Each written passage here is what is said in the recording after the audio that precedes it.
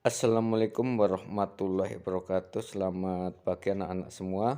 Pada kesempatan kali ini kita akan belajar tentang alat-alat tangan. Masih bersama Bapak Teguh Widianto. Mari kita simak penjelasan tentang alat-alat berikut. Hand tool, dari kata tersebut kita sebenarnya sudah bisa mengambil artinya ya. Adalah alat yang dalam penggunaannya hanya mengandalkan tenaga manusia atau menggunakan tenaga orang lah ya. Kemudian agar lebih mudah memahaminya, penjelasan tentang hand tool akan dibedakan menurut jenisnya. Apa saja? Satu atau A ya, kita pakai huruf A aja biar nanti kita mudah ya. Perhatikan dengan kata kunci wrench, artinya adalah kunci ya. Jadi nanti kita bedakan atau kita kelompokkan saja ya. Kelompok hand tool yang pertama adalah kunci atau wrench ya. Yang pertama ada kunci pas, ada kunci ring, ada kunci kombinasi atau pas ring, kemudian ada kunci T, kunci shock ya, hexagonal LK, kemudian ada kunci Inggris atau adjustable wrench ya. Kemudian setelah itu ada kelompok yang selanjutnya yaitu tang. Kelompok hand tool selanjutnya adalah tang. Berikut sejumlah jenis tang ya. Tang itu ada banyak ya, ada tang potong, tang lancip, tang kombinasi, dan satu lagi sebenarnya ini ada tang snap ring ya. Nanti kita bahas satu-satu ya. Oke, selanjutnya ada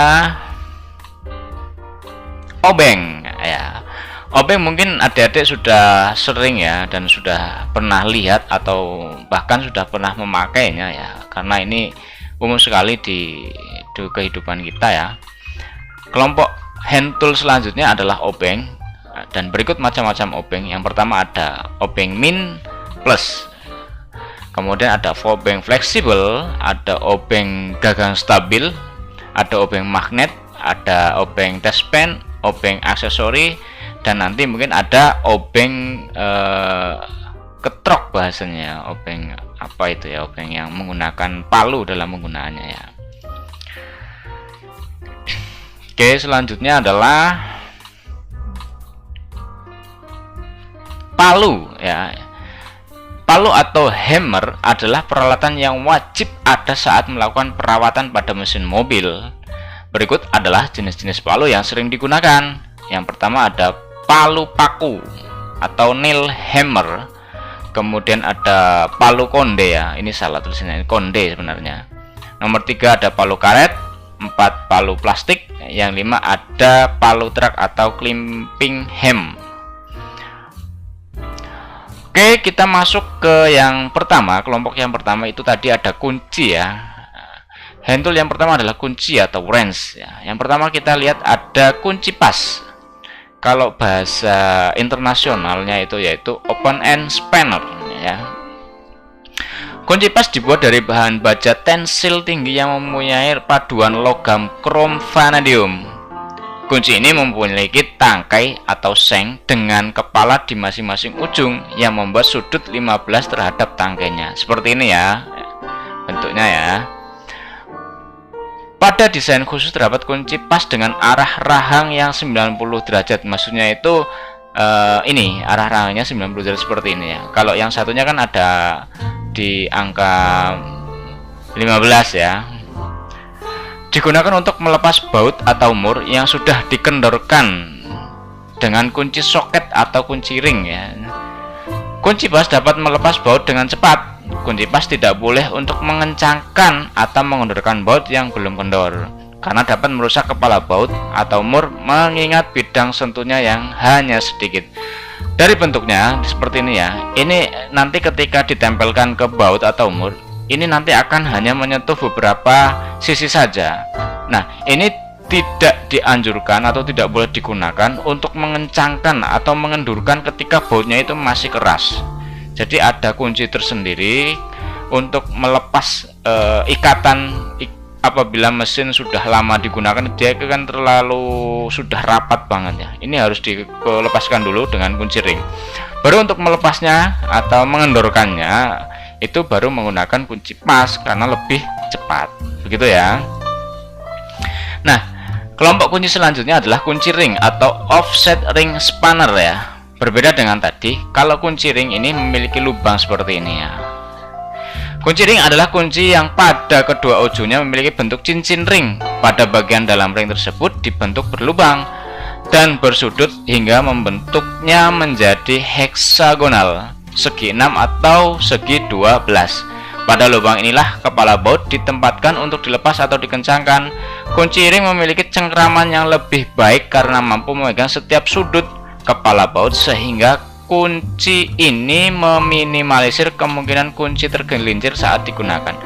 Nah, perbedaannya ketika ini dimasukkan atau dipakai untuk sebuah baut atau mur, maka baut itu akan benar-benar tercengkram ya. Jadi berbeda dengan kunci pas tadi ya. Kalau kunci pas tadi kan cuma beberapa sisi baut, kepala baut yang tercengkram. Tapi kalau berbeda lagi kalau menggunakan kunci ring ini, dia seluruh bagian baut, kepala baut atau mur ini seluruhnya terkena oleh kunci atau dicengkram oleh kunci, sehingga dia memiliki tekanan yang kuat dan kuat untuk melepas baut yang pada posisi ikatan yang kuat, gitu ya.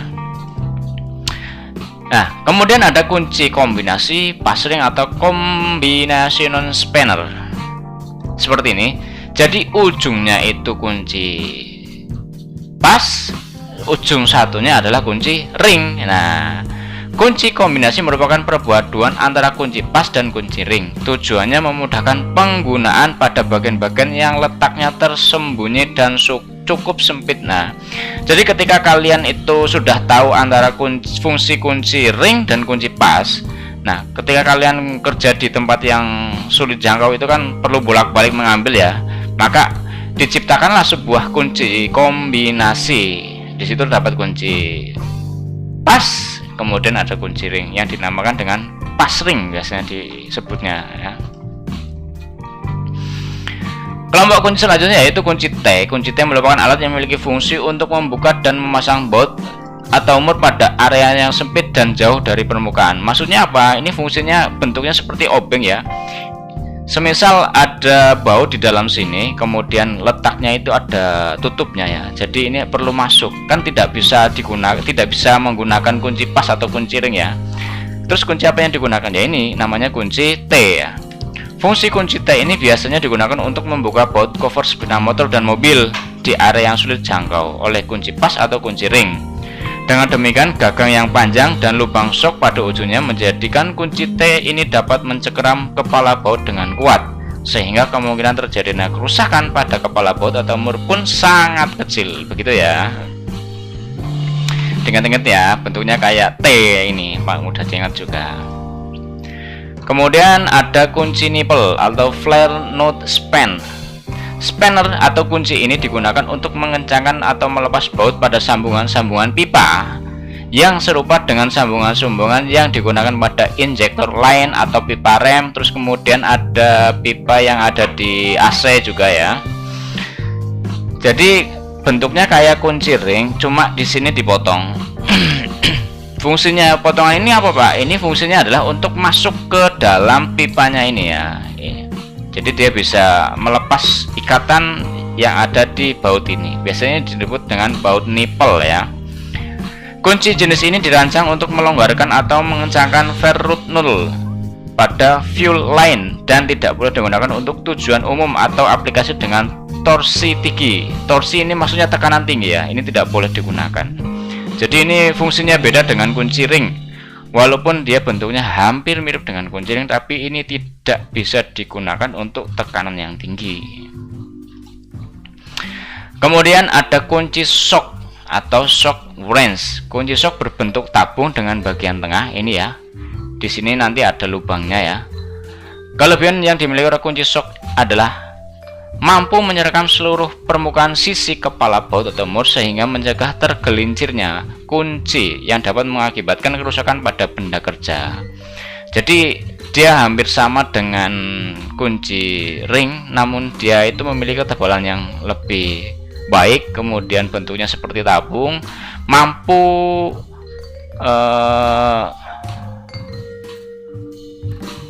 membuka baut yang di tempat-tempat yang susah dijangkau ya, hampir mirip dengan kunci T, tapi ini memiliki tekanan yang lebih tinggi.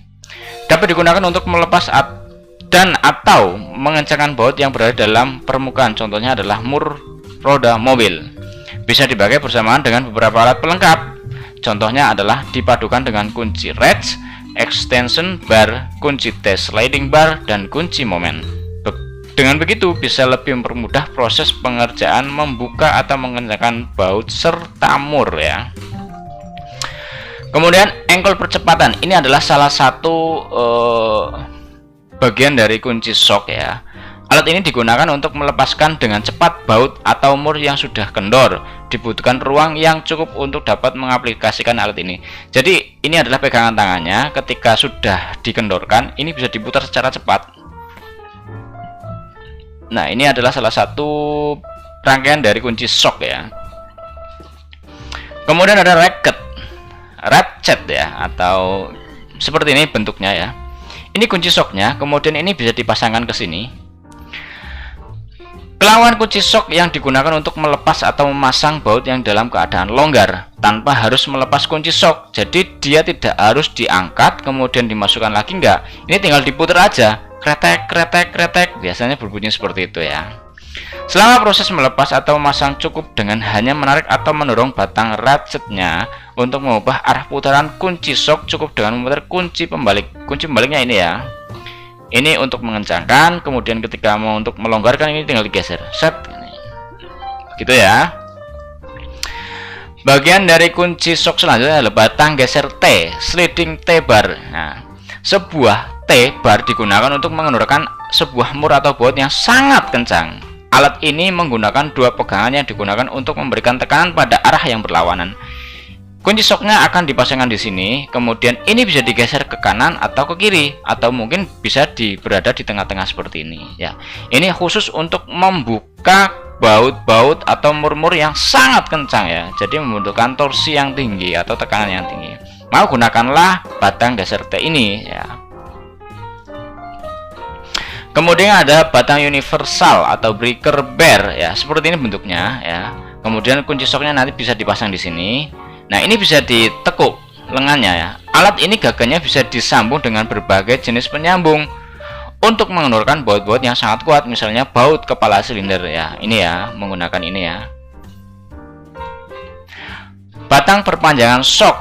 Nah, alat ini digunakan bersama dengan ratchet tadi atau alat yang sama untuk menjangkau mur atau baut yang tidak terjangkau oleh spanner. Jadi ini untuk menyambung saja ya. Ini ada yang pendek, agak panjang, ada yang panjang gitu ya.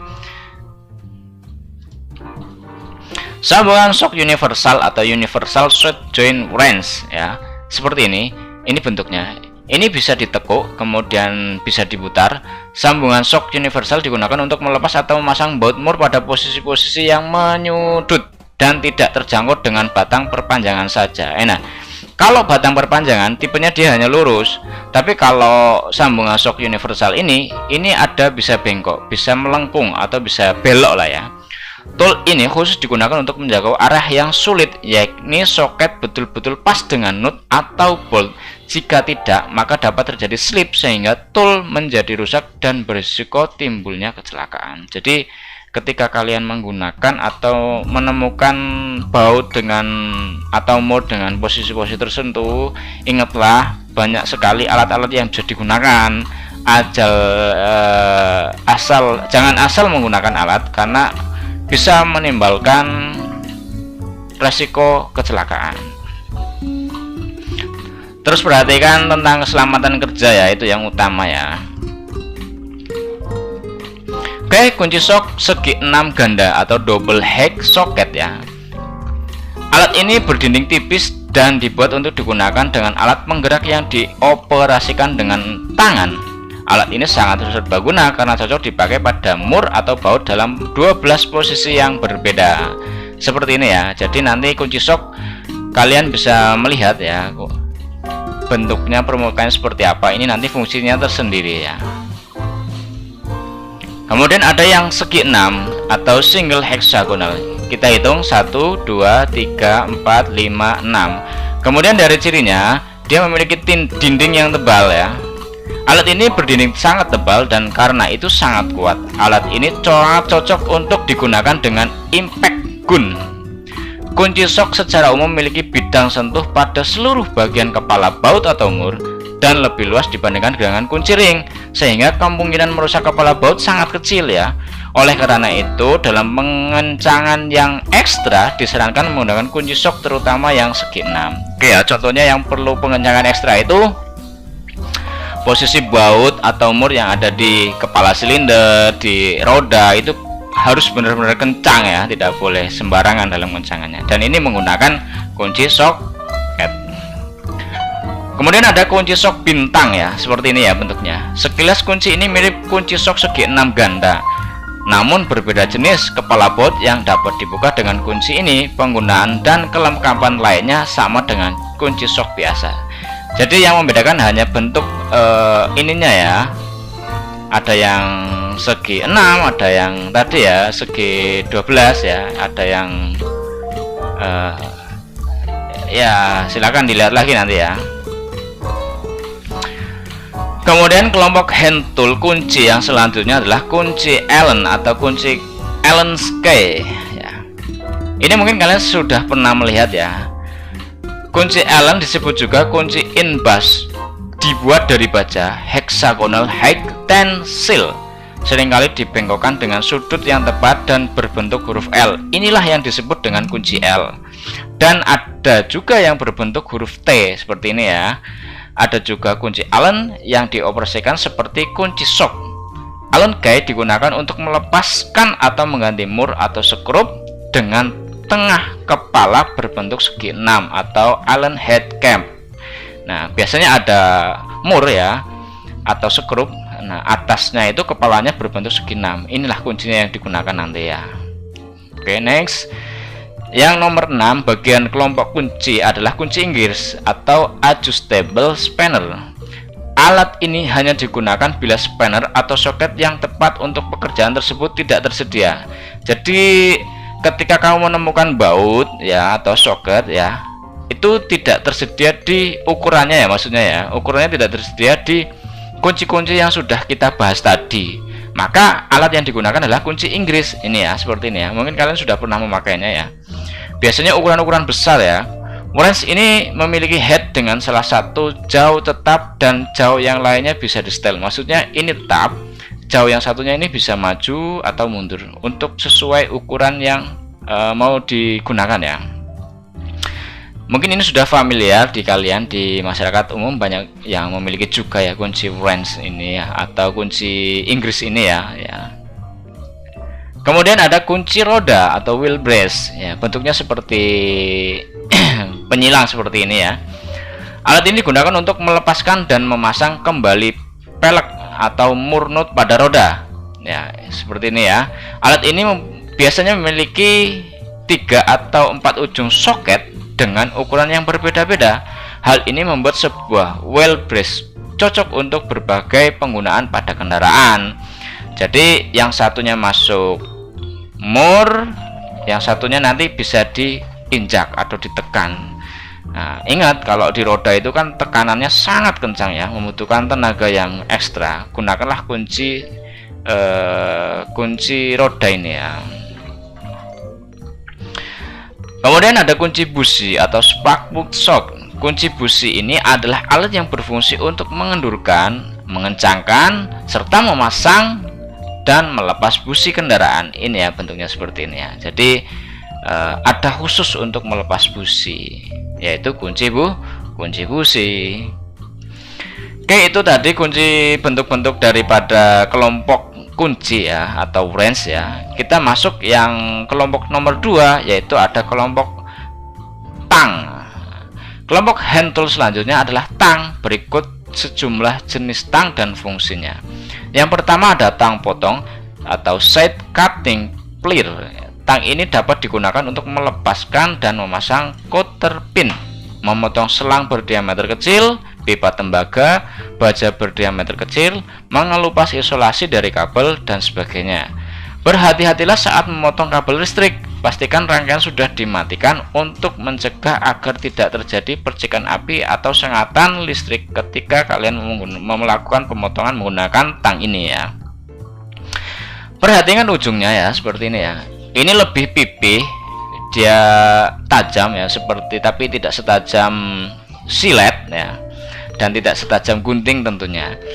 Nah ini, tapi dia memiliki ketajaman yang lebih daripada tang-tang yang lain. Nah fungsinya juga untuk memotong ya, ini ya, tang potong ini ya, bentuknya seperti ini. Yang nomor 2 ada tang kombinasi atau combination player ya, seperti ini ya. Ini tang biasa kalau biasa orang menggunakannya. Alat ini adalah jenis tang yang paling berguna. Rahangnya mempunyai gerigi seperti ini ya, untuk memegang benda rata, gerigi untuk memegang pipa, memotong samping, side cutter, dan 2 sambungan atau pemotong kabel, wire cutter. Alat ini juga bisa digunakan untuk melilit dan memotong kabel, menggenggam komponen-komponen bulat berukuran kecil, dan membengkokkan logam yang tipis. Alat ini diketahui dapat digunakan untuk berbagai macam keperluan. Ini serbaguna sekali ya, tang kombinasi ini ya. Kemudian ada tang lancip atau tang cucut long nose player ya, seperti ini ya, bentuknya lancip ya.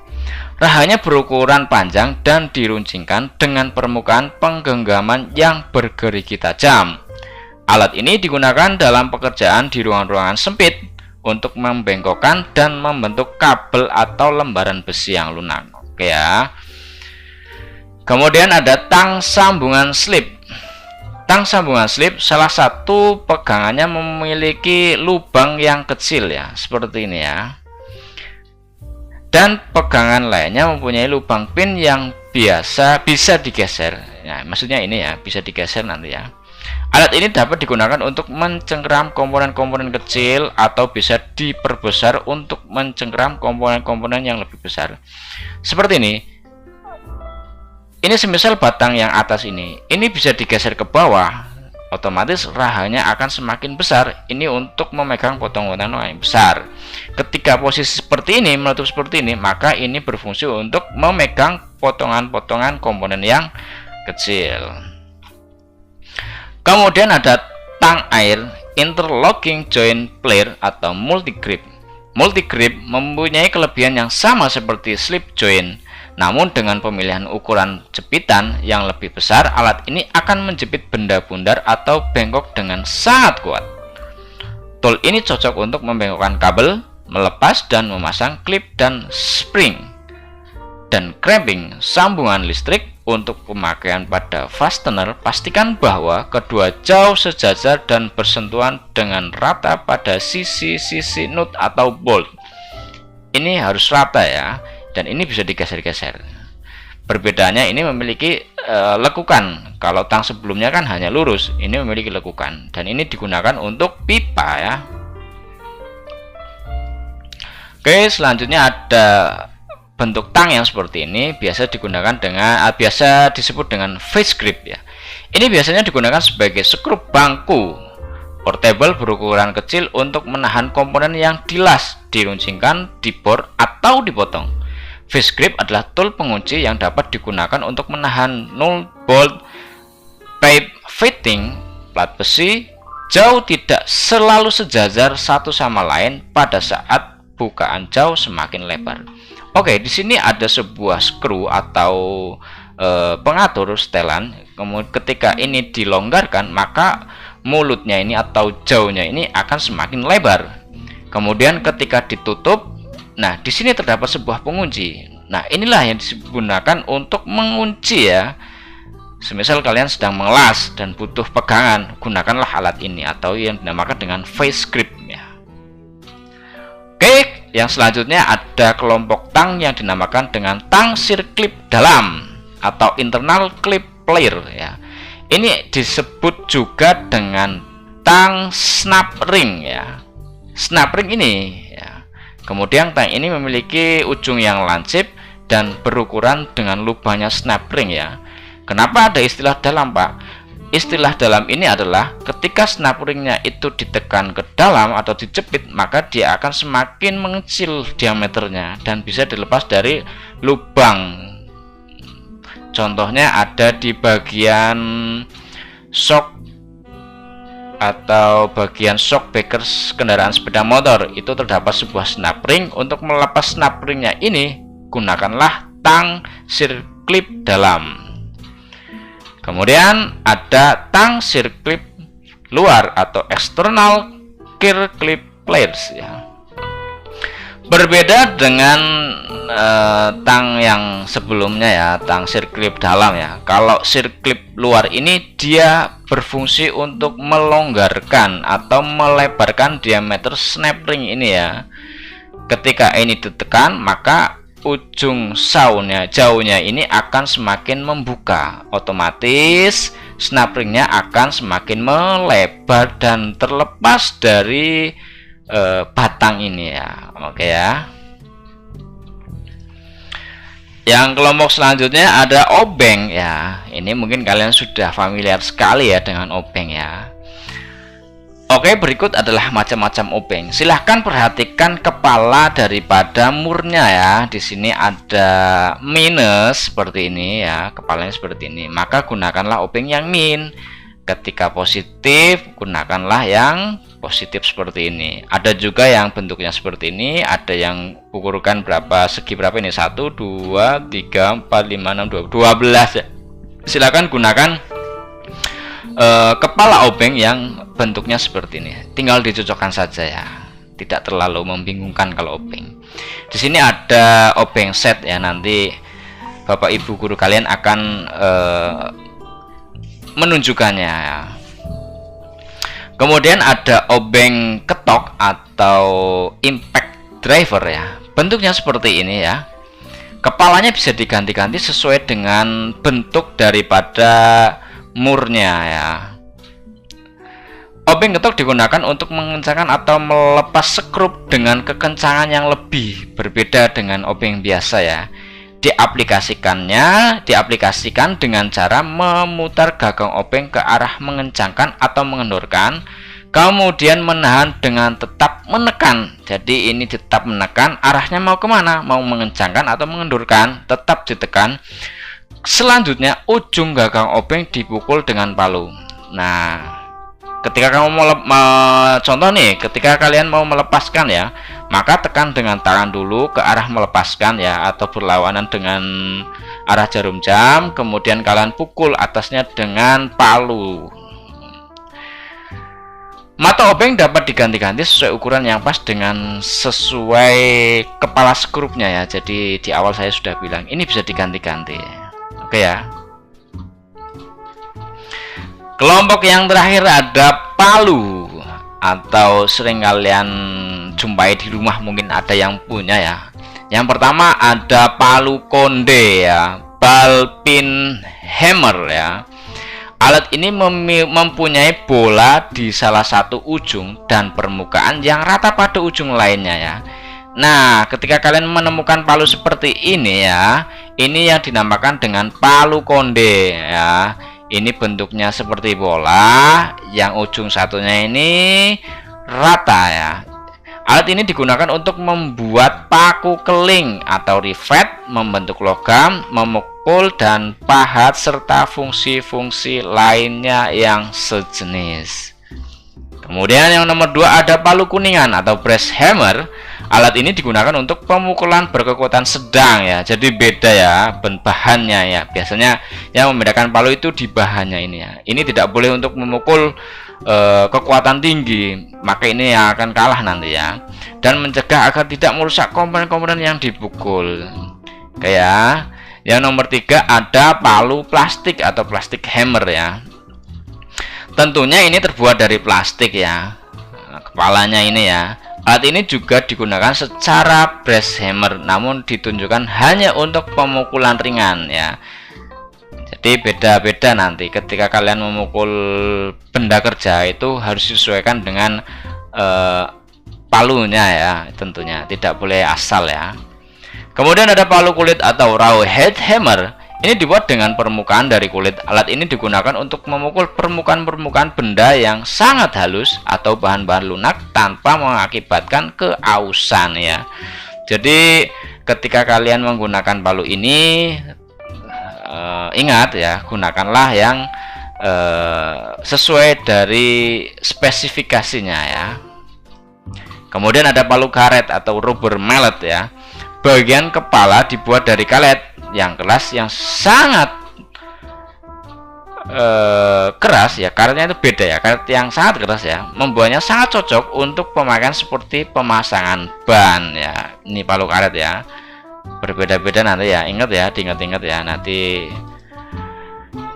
Kemudian kita masuk ke hand tool yang selanjutnya, ada filler gauge atau pengukuran ketebalan. Bahasa internasionalnya yaitu thickness gauge ya. Filler gauge digunakan untuk mengukur celah atau kerenggangan kecil di antara dua komponen, misalnya jarak antara katup atau valve dengan lengan pemutus atau rocker arm. Ini untuk nyetel klep ya, biasanya kalau di bengkel-bengkel motor ya. Di sini ada ukurannya. Untuk ketebalannya ada 0,5, 0,1, 0,10, 0,1 dan sebagainya ya. Alat ini memiliki ukuran yang ketebalannya tertera pada masing-masing lembaran. Jadi ukurannya itu nanti akan tertulis di sini ya. Sehingga untuk menggunakannya tinggal menyesuaikan kebutuhan sesuai spesifikasi. Jadi ukurannya banyak di sini ya. Hingga 1 mili nanti. Oke, itulah tadi mungkin kelompok peralatan yang termasuk dalam hand tool ya, atau peralatan tangan yang penggunaannya menggunakan tenaga. Semangat belajar anak-anak semua, tetap semangat untuk menggapai masa depan yang gemilang. Akhir kata, wassalamualaikum warahmatullahi wabarakatuh.